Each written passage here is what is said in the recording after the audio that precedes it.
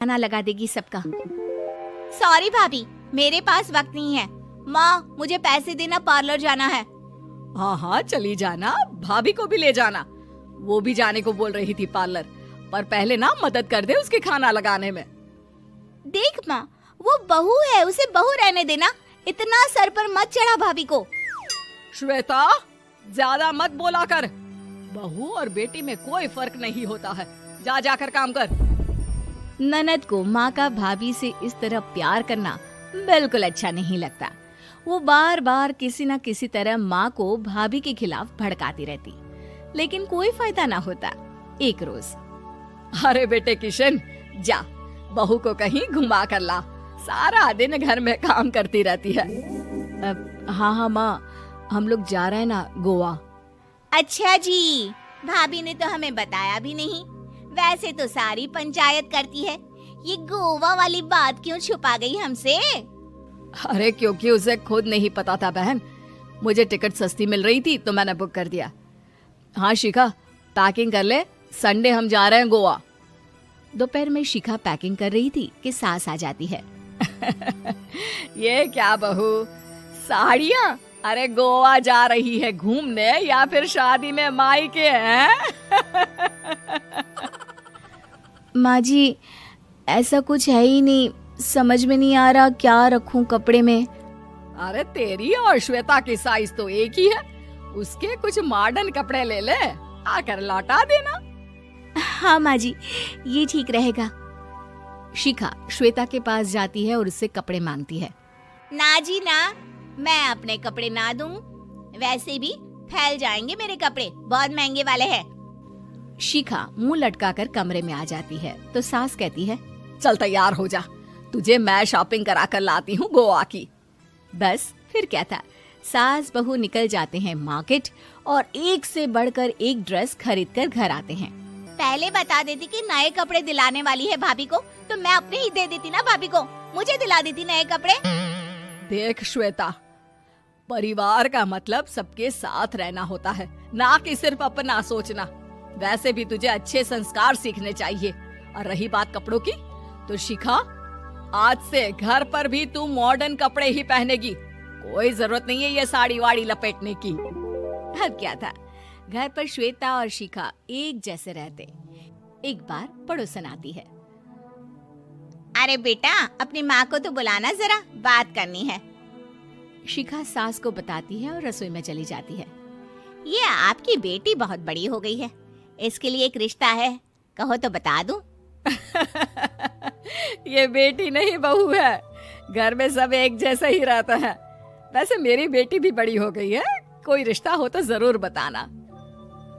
पड़ोसन रिश्ता लेकर उन लोगों के घर आती है। तब श्वेता की होने वाली सास कहती है, तो ये घर है, कितने मंजिल का है? और ये बहू ने आपकी क्या पहन रखा है, जीन्स टॉप? अरे भाई, साड़ी वाड़ी नहीं है क्या इसके पास? देखिए, सर्दी है तो साड़ी में बहू कैसे मैनेज करती, वैसे पहनती है साड़ी भी। देखिए, हम लोग ठहरे पैसे वाले लोग, कोई कमी नहीं है हम लोगों के पास पैसों की, बहुत पैसे हैं, जमीन, नौकर चाकर, कार, सब कुछ है, लेकिन घर में संस्कारी बहू चाहिए। समझ रही हैं ना आप?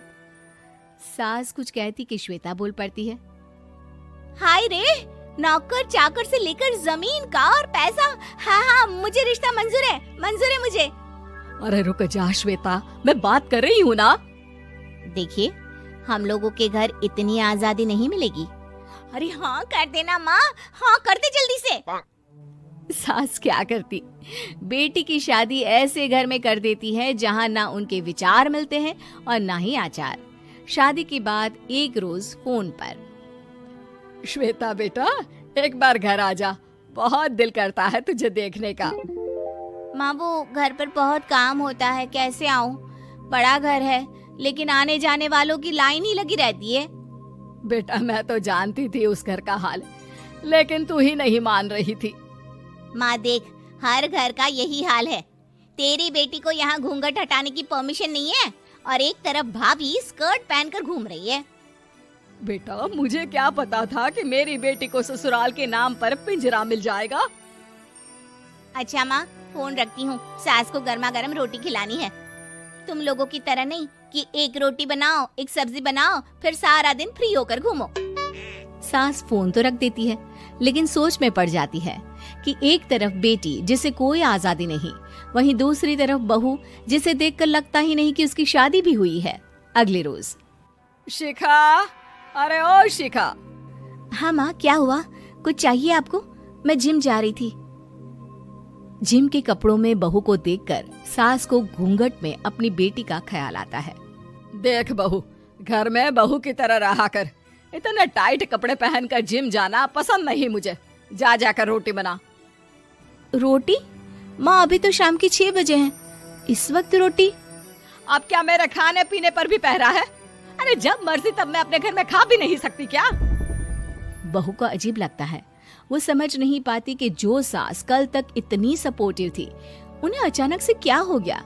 वो किचन में जाती है, गरम रोटी के साथ 2 तरह की सब्जी, रायता, सलाद सब लेकर सास के पास आती है। माँ जी, खाना। इतना सारा खाना? राक्षस समझा है क्या मुझे? रोटी मांगी थी मैंने गर्मा गर्म बस। पर माँ जी, रोटी खाती किससे आप? सब्जी तो बनानी थी ना। अरे भूख मर गई मेरी तेरी बहस से। जा जाकर काम कर, अंदर पूरी रसोई साफ कर। बहू अंदर चली जाती है। थोड़ी देर में श्वेता घर आती है। अरे शिखा, जल्दी से चाय ला, पकवान बना, मेरी बेटी आई है। अरे नहीं नहीं माँ, ड्राइवर बाहर खड़ा है। मैं तो घर का कोई सामान खरीदने के बहाने यहाँ आ गई हूँ, मुझे जाना होगा।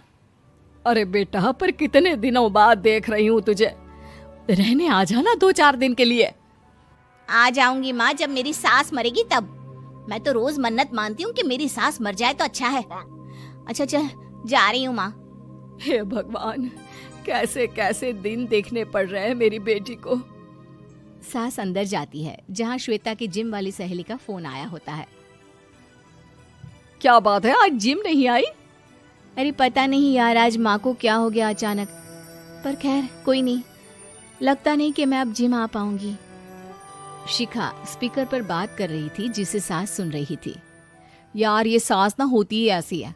मैं तो कहती हूँ बुढ़िया जल्दी मरे और तू आराम से जिए। शिखा को सहेली की बात पर गुस्सा आ जाता है। माँ के मरने की कौन सा बच्चा दुआ मांगता है मोहिनी? आगे से ऐसी बात मेरे सामने मत करना। हमारे घर की शोभा ही माँ है। क्या हुआ जो थोड़ी सख्ती दिखा रही है? उसमें भी कोई ना कोई उनकी भलाई ही होगी। मैं तो कहती हूँ भगवान मेरे जैसी सास सबको दे, जो सिर्फ माँ की तरह है। सास वाली तो कोई बात ही नहीं है उनमें। सास ये बात सुन रही थी। उनकी आंख में आंसू आ जाते हैं कि क्यों वो बेटी की किस्मत में बहू को भी भागीदार बना रही थी।